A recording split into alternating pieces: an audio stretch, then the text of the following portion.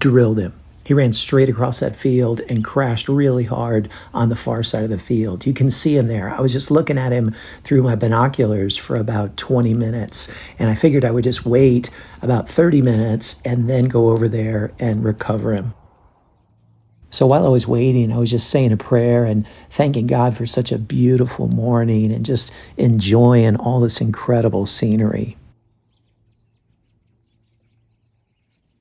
I even saw a few more spike bulls come in, and they were just checking him out too. They were looking at him as he was laying down over there on the opposite side of the field. And then he just stood up. I couldn't believe he stood up. I don't know how he did, but he was just standing there. And so I decided to sneak down from my tree stand and slowly put a stalk on him and circle downwind. And I got within 50 yards, and then I was ready to put a finishing shot on him.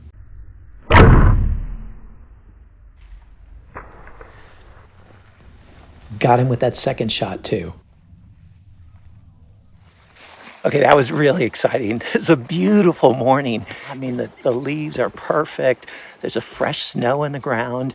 And then we started hearing some elk come in, and our target bull just came in and I mean, was just basically posing so close. It was like about 20 yards. And then I just drilled him there, and it just hit him right behind the shoulder, went off. I mean, he crashed hard, piled up about 50 yards away. And I thought that was it. And then after about 20 minutes, he stood up, and I couldn't believe he stood up. So put a little bit of a stalk on him and then shot him again at 50 yards. And we think he's piled up on the other side of that brush over there. But yes, I'm hoping we got him elk down. And the blood trail was just unreal. I mean, 2 shots with that tooth of the arrow broadhead in the freshly fallen snow. I mean, it was quite an experience just following this blood trail.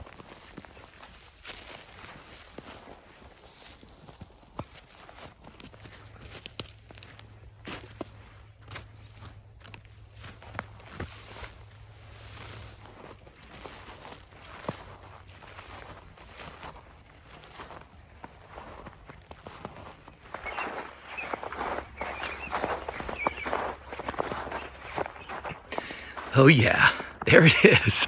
Yeah, look at that thing, man. Shoot. What an awesome animal. Magpie already found it. And there you can see the Pro Tracker that I was using. And there's the hole that was from the tooth of the arrow, 1 inch. Nice hole. And then I shot it a second time on the other side, and you can see the blood from that. Looks like that got lung too. Beautiful elk. Okay, so this was my first time using this Pro Tracker, and I didn't know what to make of it. I mean, I know it can look pretty pricey, and I know it's like, why would you want to attach that to your arrow? But I practiced with my broadheads with it attached last night. It flew really well. It did add some weight to it, so I had to make sure I knew how much it was going to drop, and it flew really great. Well, in comes this elk, and bam! I mean, I put the head on him and used a tooth of the arrow, 1 inch, because it's a good penetrating head, and it went right in. It was stopped by the offside shoulder, and the Pro Tracker embedded in the hide just as advertised. And so we could pick up the signal and see exactly where the signal strength was, which shows us which direction to go. And it was a really pretty easy recovery. Now, to be honest, there's a little bit of snow on the ground. It was a good shot with a good blood trail. And I mean, it went under 100 yards. We didn't really need the Pro Tracker for this. But there's a lot of other times that maybe you do. And I know I wish I would have had it at certain times when I'm following a blood trail that ran out. Or a buddy a month ago, he shot an elk in Colorado with his bow, and he found blood, but then there was a big rain. He ended up hiring a guy with a couple blood tracker dogs. It wasn't cheap, and they looked for a long time. They followed it for a while, but then they lost it.